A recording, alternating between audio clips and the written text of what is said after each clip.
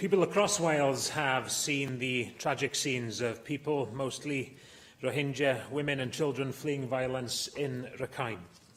This terrible violence has caused over 500,000 people to seek refuge in Bangladesh. More than 500,000 people have crossed the border since the 25th of August and are in need of emergency food assistance. 300,000 people are in need of emergency shelter assistance. More than half of new arrivals are children under 18 years old, and 1 in 10 are pregnant or lactating mothers.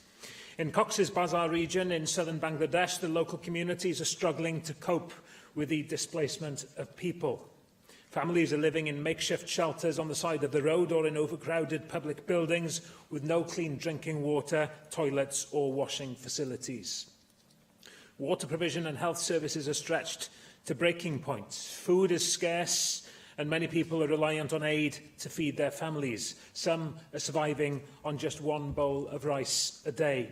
With heavy rain and flooding, the risk of disease and infection is alarmingly high. Aid is needed now to relieve this humanitarian crisis. And Wales, as a global nation, should work with our friends internationally in order to tackle humanitarian suffering where we find it. And in the past, yes, Wales has donated strongly to such appeals, and hopefully the public will do so again this time.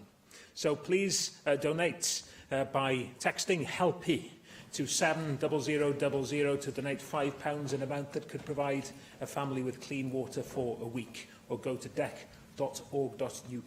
to donate.